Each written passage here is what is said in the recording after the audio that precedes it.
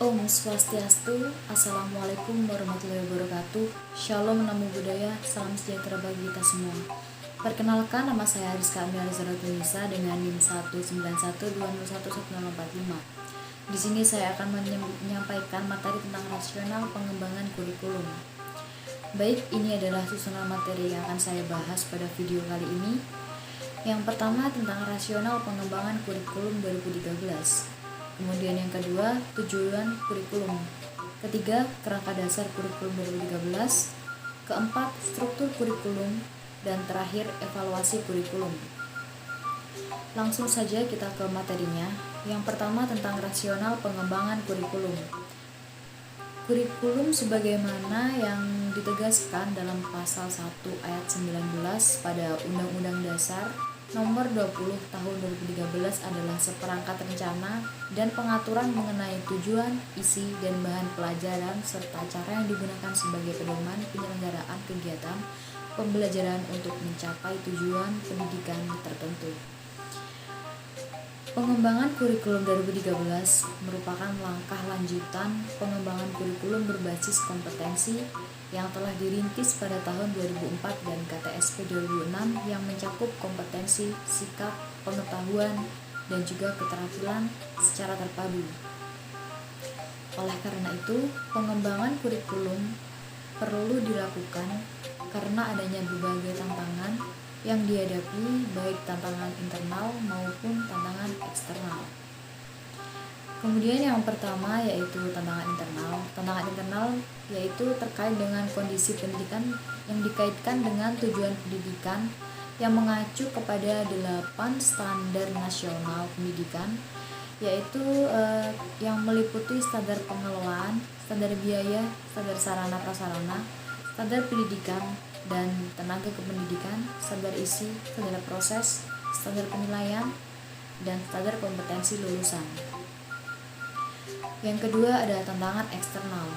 Tantangan eksternal yang dihadapi dunia pendidikan antara lain yaitu berkaitan dengan tantangan masa depan, kompetensi yang diperlukan di masa depan, persepsi masyarakat, kemudian perkembangan pengetahuan dan pedagogi, serta berbagai fenomena negatif yang mengemuka. Kemudian yang ketiga ada penyempurnaan pola pikir pendidikan yang sesuai dengan kebutuhan masa depan hanya akan dapat terwujud apabila terjadi pergeseran atau perubahan pola pikir. Pergeseran itu meliputi proses pembelajaran, salah satunya yaitu dari berpusat pada guru menuju berpusat pada siswa, dari satu arah menuju interaktif, dan lain sebagainya. Kemudian yang keempat ada penguatan tata kelola kurikulum pada kurikulum 2013. Penyusunan kurikulum dimulai dengan menetapkan standar kompetensi lulusan berdasarkan kesiapan peserta didik, tujuan pendidikan nasional, dan juga kebutuhan. Setelah kompetensi ditetapkan, kemudian ditentukan kurikulumnya terdiri dari kerangka dasar kurikulum dan struktur kurikulum. Satuan pendidikan dan guru tidak diberikan kewenangan menyusun silabus, tetapi disusun pada tingkat nasional. Guru hanya diberi kesempatan untuk mengembangkan proses pembelajaran tanpa harus menyusun silabus. Kemudian yang keempat ada pendalaman dan perluasan materi dalam proses penguatan materi dengan mengevaluasi ulang ruang lingkup materi yang terdapat di dalam kurikulum. Dengan cara apa? Yaitu dengan cara meniadakan materi yang tidak esensial atau tidak relevan lagi bagi peserta didik, kemudian mempertahankan materi yang sesuai dengan kebutuhan peserta didik, dan menambahkan materi yang dianggap penting dalam perbandingan internasional. Selain itu, di samping itu juga perlu dievaluasi ulang tingkat kedalaman materi sesuai dengan tuntutan perbandingan internasional dan menyusun kompetensi dasar yang sesuai dengan materi yang dibutuhkan. Selanjutnya kita beralih ke tujuan kurikulum. Tujuan pendidikan nasional sebagaimana telah dirumuskan dalam Undang-Undang Nomor 20 Tahun 2003, yaitu untuk berkembangnya potensi peserta didik agar menjadi manusia yang beriman dan bertakwa kepada Tuhan Yang Maha Esa, berakhlak mulia, sehat, berilmu, cakap, kreatif, mandiri, dan menjadi warga negara yang demokratis serta bertanggung jawab. Sejalan dengan arahan undang-undang tersebut, telah pula ditetapkan visi pendidikan tahun 2025, yaitu menciptakan insan Indonesia yang cerdas dan kompetitif. Cerdas yang dimaksud di sini adalah cerdas komprehensif, yaitu cerdas spiritual dan cerdas sosial atau emosional dalam ranah sikap, cerdas intelektual dalam ramah pengetahuan, serta cerdas kinestetis dalam ramah keterampilan.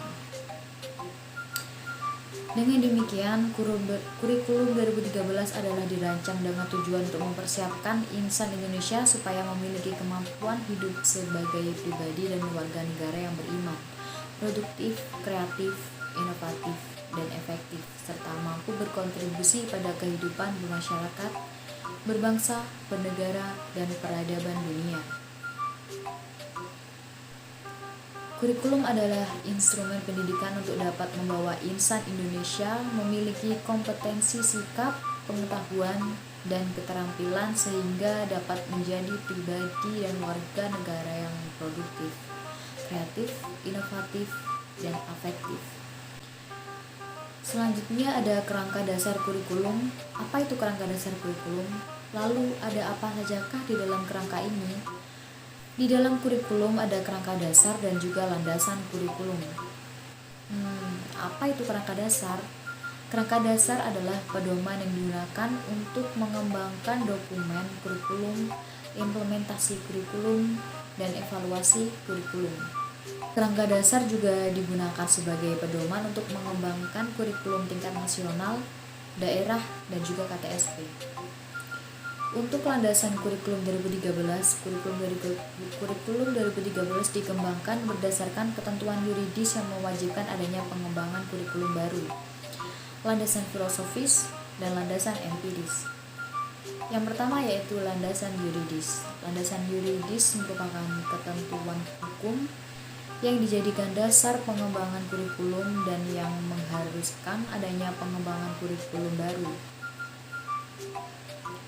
Landasan yuridis kurikulum adalah Pancasila dan Undang-Undang Dasar 1945, Undang-Undang Nomor 20 Tahun 2003 tentang Sistem Pendidikan Nasional, Peraturan Pemerintah Nomor 19 Tahun 2005 tentang Standar Nasional Pendidikan, dan Peraturan Menteri Pendidikan Nasional Nomor 23 Tahun 2006 tentang Standar Kompetensi Lulusan dan Peraturan Menteri Pendidikan Nasional Nomor 22 Tahun 2006 tentang Standar Isi.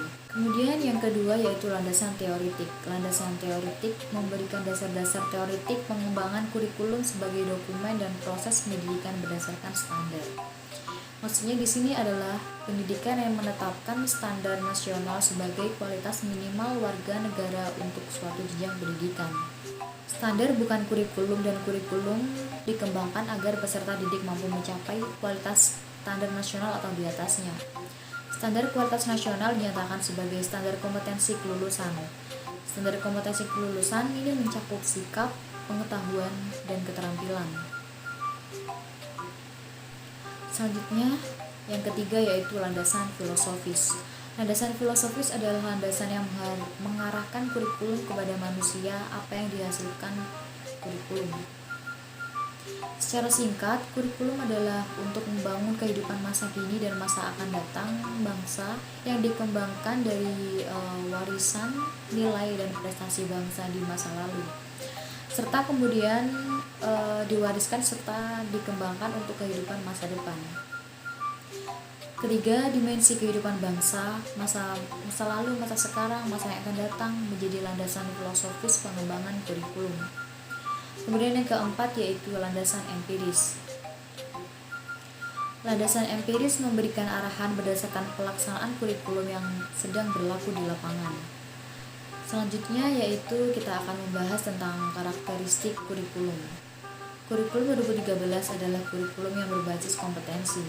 Kurikulum berbasis kompetensi adalah autonomous based kurikulum, dan oleh karena itu pengembangan kurikulum diarahkan pada pencapaian kompetensi yang dirumuskan dari SKL.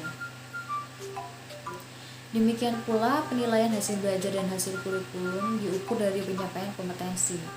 Keberhasilan kurikulum diartikan sebagai pencapaian kompetensi yang dirancang dalam dokumen kurikulum oleh seluruh peserta didik.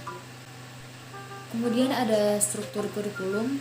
Struktur kurikulum menggambarkan konseptualisasi konten kurikulum dalam bentuk mata pelajaran, posisi konten atau mata pelajaran dalam kurikulum, kemudian distribusi konten atau mata pelajaran dalam semester atau tahun, beban belajar untuk mata pelajaran dan beban belajar per minggu untuk setiap siswa. Struktur kurikulum adalah juga merupakan aplikasi konsep yang organisasian konten dalam sistem belajar dan pengorganisasian beban belajar dalam sistem pembelajaran. Pengorganisasian konten dalam sistem belajar yang digunakan untuk kurikulum yang akan datang adalah sistem semester, sedangkan pengorganisasian beban belajar dalam sistem pembelajaran berdasarkan jam pelajaran per semester. Dan terakhir ada evaluasi kurikulum. Evaluasi kurikulum dilaksanakan selama pengembangan ide atau deliberation proses, pengembangan desain dan dokumen kurikulum, dan masa implementasi kurikulum. Evaluasi dalam deliberation proses menghasilkan penyempurnaan dalam kompetensi inti yang dijadikan organizing elemen dalam mengikat kompetensi dasar mata pelajaran. Pelaksanaan evaluasi implementasi kurikulum dilaksanakan sebagai berikut. Ya, yang pertama yaitu sampai tahun pelajaran 2015 sampai 2016 untuk memperbaiki berbagai kesulitan pelaksanaan kurikulum. Kedua, sampai tahun pelajaran 2016 secara menyeluruh untuk menentukan efektivitas, kelayakan, kekuatan, dan kelemahan kurikulum. Evaluasi terhadap pelaksanaan kurikulum atau implementasi kurikulum diselenggarakan dengan tujuan untuk mengidentifikasi masalah pelaksanaan kurikulum dan membantu kepala sekolah dan guru menyelesaikan masalah tersebut. Evaluasi dilakukan pada setiap satuan pendidikan dan dilaksanakan pada satuan pendidikan di wilayah kota atau kabupaten secara rutin dan bergiliran. Hasil evaluasi dilakukan sebagai bahan untuk memperbaiki kelemahan kurikulum agar lebih efektif di masa yang akan datang. Baik, itu saja yang dapat saya sampaikan. Apabila ada salah-salah kata mohon dimaklumi. Terima kasih, semoga bermanfaat. Saya tutup dengan Parama Santi. Om Santi Santi Santi Om. Wassalamualaikum warahmatullahi wabarakatuh.